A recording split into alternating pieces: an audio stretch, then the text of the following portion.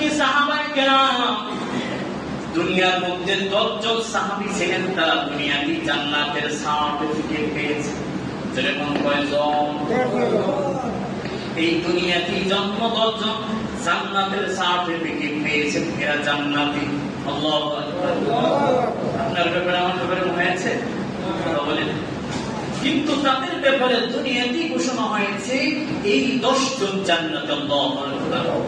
এই 10 জন জান্নাতি, এর বড় যারা জান্নাতের ঘোষণা পাওয়ার পরও আবু বকরের কান্না কি থামছিল?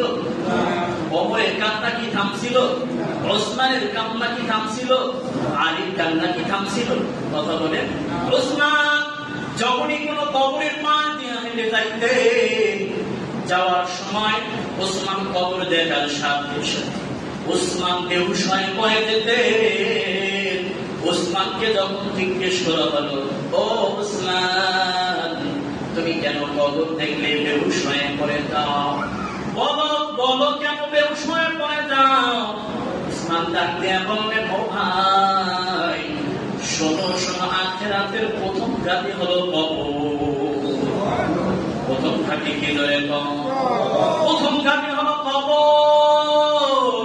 এই কবরে যদি কোনো বান্দা প্রথম ঘাটি যদি সওয়াল জবাব ঠিক মত দিতে পারে, অনন্য ঘাটিগুলোতে, অনন্য স্থানগুলোতে বান্দা পার পাওয়া সহজ হয়ে যাবে। কথা বলেন ঠিক কিনা? যদি প্রথম দরজাটায় গিয়ে দেখে আটকানো, তাহলে দ্বিতীয় দরজায় কি ঢুকতে পারবে?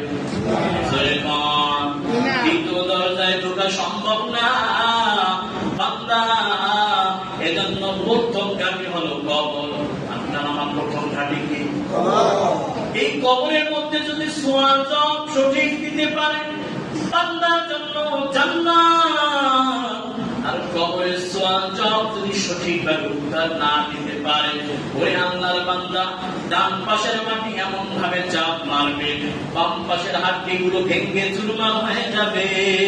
আবার বাম পাশের হাড্ডিগুলো এমন ভাবে মাটি চাপ মারবে, বাম পাশের হাড্ডিগুলো ভেঙে চুরমার হয়ে যাবে। আল্লাহ ডাক দিয়া বলবেন, ও জাহান্নামী ফেরেশতা মানে কারোটা কই? যাও যাও গিয়ে তোমার আকৃতি ওর সামনে পেশ করো। আল্লাহর সাথে সাথে ডাক দিয়া বলবেন, ও সাপ কই? কবরের মধ্যে 99টা সাপ হয়ে যাবে। এক একটা সাপ যদি হাদিসের মধ্যে পাওয়া যায়, এক একটা সাপ যদি আপনাকে আমাকে কামড় মারে, 70 হাত মাটির নিচে চলে যাবে। আবার ওই সাপের হাতা থাকবে, আবার ওই 70 হাত মাটির নিচ থেকে আবার ওই হাতা দিয়ে টেনে টেনে উঠাইবে। ওরে আল্লাহর বান্দা, এই আযাবকে আপনি আমি সহ্য করতে পারবো? আমরা কেউ সহ্য করতে পারবো না। দুনিয়ার মধ্যে শুরু কয়েকদিন আগে এখনো সোশ্যাল মিডিয়ায় চলতেছে। ও আমার যুবক ফেসবুক বন্ধুরা, রাসেল ভাইপার সাপের নাম শোনার পর অনেকেরই ঘুমের অবস্থা ব্যাপারটা। কৃষক ক্ষেতের মধ্যে নামতে চায় না। কেন নামতে চায় না? বলে যদি ওই রাসেল ভাইপার কৃষক বলে ওই খামার থেকে, ওই ক্ষেত থেকে যদি আমাকে কামড় দেয়, কারণ এই রাসেল ভাইপার কামড় দিলে মানুষ নাকি বাঁচে না। কথা কোন ঠিক না? এই জন্য কৃষক তার জমির মধ্যে নামতে চায় না।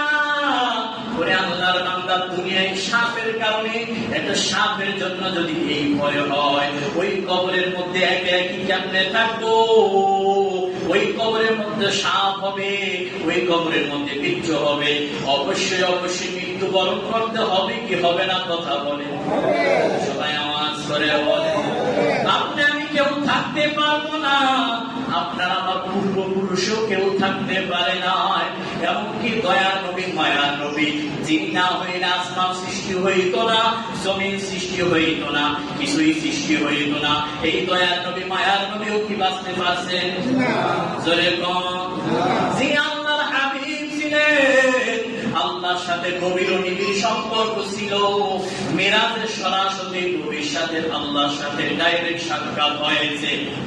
ওরে আল্লাহর বান্দা সেই নবীও বাঁচতে পারে নাই, সাহাবায়ে কেরাম বাঁচতে পারে নাই, তাবিঈন বাঁচতে পারে নাই, আইম্মায়ে মুজতাহিদিন উলামায়ে কেরাম কেউ বাঁচতে পারে নাই। আপনার আমার তামই, আপনার আমার বাবা, আপনার আমার আপনজন অনেকে দুনিয়া থেকে গেছে কি যায় না। অতএব বুঝতে হবে, হঠাৎ এমন একটি এই মাইকের মধ্যে এলান হবে রঞ্জা মসজিদ থেকে, অমুক বান্দা দুনিয়াতে নাই, অমুক বান্দার জানাজার সময় অমুক সময় কথা বলেন, ঠিক কিনা? এরকম একটা অবস্থা সবার হবে কি হবে না? যুবক ভাই, মুরব্বী বাবারা, একটু চিন্তা করে দেখেন এই অবস্থা আপনার আমার সবার ক্ষেত্রে ঘটবে কি ঘটবে না?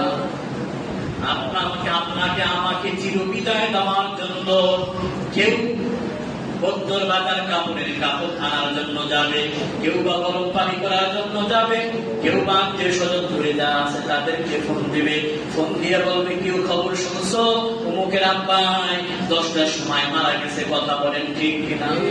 এরকম একটা সংবাদ আপনার ক্ষেত্রে আমার ক্ষেত্রে দুনিয়ার সমস্ত মানব জিন্নাত সবার ক্ষেত্রে সমস্ত মানবতার ক্ষেত্রে হবে। ওরে আল্লাহর বান্দা মরে যাবে সেটা কোনো আফসোস নয়, কারণ কোন এক বৈজ্ঞানিক বলেছেন মানুষ মরে যাওয়া এটা আশ্চর্য নয়। মরে যাওয়া কথা বলেন মরে যাওয়া এটা আশ্চর্য বিষয় নয়, মানুষ বেঁচে থাকা হলো এটা আশ্চর্য বিষয়। মানুষের হাত যেভাবে ওঠানামা করে বৈজ্ঞানিকরা বলে মানুষ মরে যাওয়া কোন আশ্চর্য বিষয় নয়, বরং মানুষ জীবিত থাকা এটা হলো আশ্চর্যের বিষয়। কথা কম ঠিক কিনা? আপনার আমার শরীরের এই যে রক্ত দিয়ে রক্ত কণিকা চলতেছে, যদি রক্তটা এদিক সেদিক হয়ে যায়, একটু উল্টা পাল্টা হয়ে যায়, সাথে সাথে মানুষটা স্টক করে দুনিয়া থেকে বিদায় হয়ে যায়। কথা বলেন ঠিক কিনা? ওই আপনার বান্দা যেহেতু দুনিয়াতে কেউ থাকতে পারবো না, দুনিয়া থাকার জায়গাও না, আল্লাহ কোরআনে বলেছেন তওবা করার জন্য সময় আছে, তওবা করি, সময় থাকিলে তওবা করি। ওরে আল্লাহর বান্দা যদি খাঁটি মনে তওবা করতে পারি, আল্লাহ আপনার জন্য আমার জন্য ক্ষমা করে দিয়ে ক্ষান্ত নয়, বরং আপনার আমার জন্য জান্নাত নির্ধারণ করে রেখেছি। আমরা সবাই জান্নাতে যেতে চাই, অবশ্যই জান্নাতে যেতে চাই। ওরে আল্লাহর বান্দা ছোট্ট একটা মেডিসিন, শুধু আল্লাহর কাছে অন্তরটা ভেঙে মনটা ভেঙে দু চোখের ফোঁটা পানি ফেলাইয়া আল্লাহ বলেন বান্দা যখন চোখের পানি তার চোখের নিচে পড়ে, নাকের বরাবর পড়ে, করতে দেরি আমি আল্লাহ ক্ষমা করতে দেরি করি না। বান্দার চোখের পানি যখন নাকে দবায় চলে আসে, আমি আল্লাহ দেখার সাথে সাথে আমি বান্দা তার জীবনের সমস্ত গুনাহ খাতাগুলি মাফ করে দেই। আল্লাহ কোরআনের মধ্যে বলেন লা তাকনাতু মির রাহমাতিল্লাহ,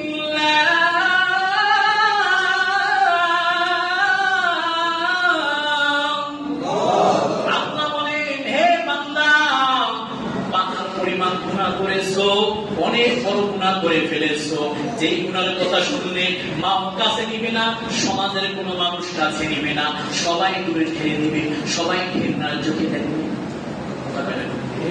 সবাই ঘৃণার চোখে দেখবে, সবাই খারাপ জানবে।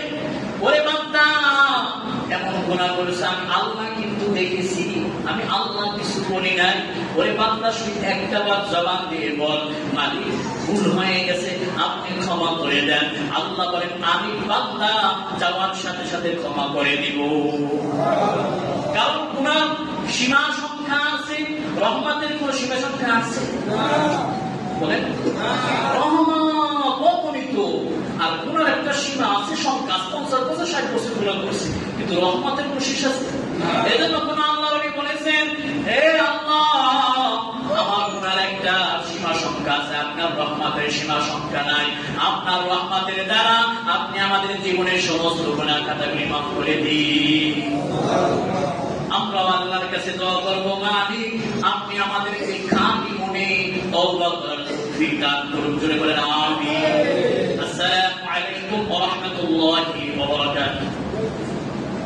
হয়েছিলেন।